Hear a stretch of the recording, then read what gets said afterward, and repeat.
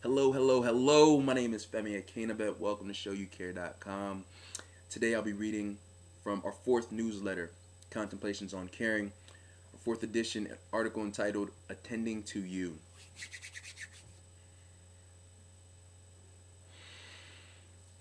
An elder in my life recently admonished me with the phrase, "He who attends to life experiences good." As this phrase came with no preface, context, or forewarning, I wanted to pat that elder on his head and say, "Yes, Yoda, yes, I know. The Force is with me." Yet, my better judgment prevailed.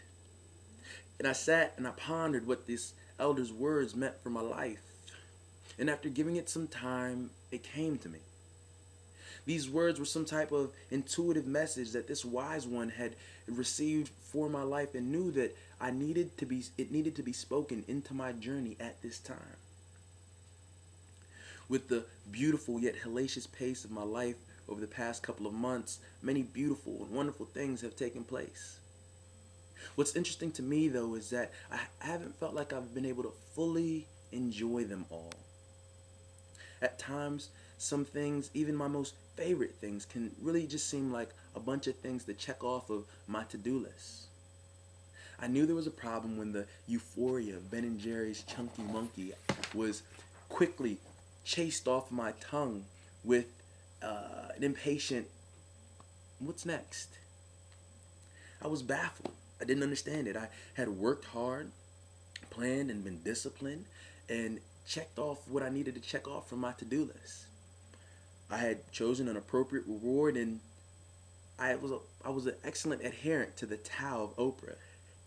And I knew that Miss Winfrey would be proud of her young disciple.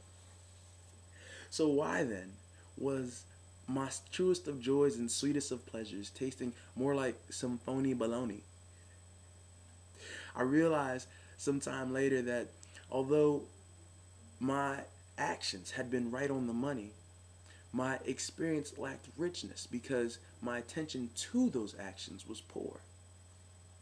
When people speak of attending to themselves or caring for themselves, they often mention the importance of things like making a list of things that you like to do, preferably with yourself, and two, allotting time each day to doing something from your list.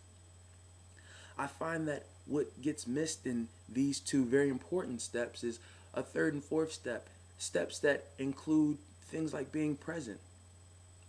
That is, ice cream, gummy bears, salsa dancing, or whatever else it may be for me, can all kind of just seem like rote activities if I'm not fully present. So, I've included a couple more steps on how to move from just being about doing actions for yourself to really being present and caring for yourself. First, do steps 1 and 2 that we just went over. Number 3, stop and breathe. Remind yourself what you're doing and why you're doing it. Speak it out loud.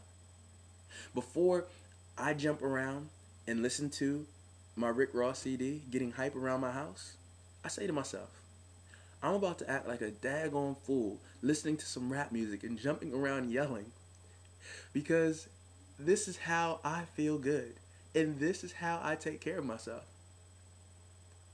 Number 4, do it. Whatever it is. Dance, laugh, sew, scream, yell, sing, write, read, organize, whatever it is for you that makes you feel good and makes you feel taken care of for yourself and by yourself, do that thing with reckless abandon, all out. Don't hold back. Number 5, finish and reflect. When you finish your activity, speak out loud something to the effect of, I just listened to some rap music and jumped around my house making a daggone fool of myself because this is how I feel good and I feel taken care of by myself. I know that it sounds kind of weird at first talking to yourself out loud. And if jumping around your house isn't what works for you, then don't do that. Do whatever works for you. But I'll tell you, when you stop and when you try to do these things for yourself, if you're like me, you'll see how radically rewarding doing these things with present moment awareness, that is, really attending to yourself as you do these things. You'll see how radically different life and those experiences can become. I finally asked that Saggius elder what he meant when he spoke those words to me, how he knew that I needed to hear those things at this exact point in my life. Did he see them in a dream? Did he get the insight from a higher power? Was he a clairvoyant of sorts? He put his hand on my shoulder and in a very fatherly tone looked me in the eye and said,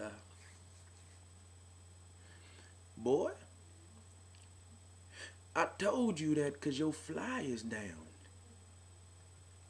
And any man that don't got the good sense or time to keep his pants on is moving far too fast in life, and he needs to slow down. Profound. I'm Femi Akinnagbe. This is ShowUKare.com, ShowUKare.com, ShowUKare.com, where we turn caring and compassion into action. Join the movement, support the campaign, get online, cop a shirt. ShowUKare.com. Thank you for your time.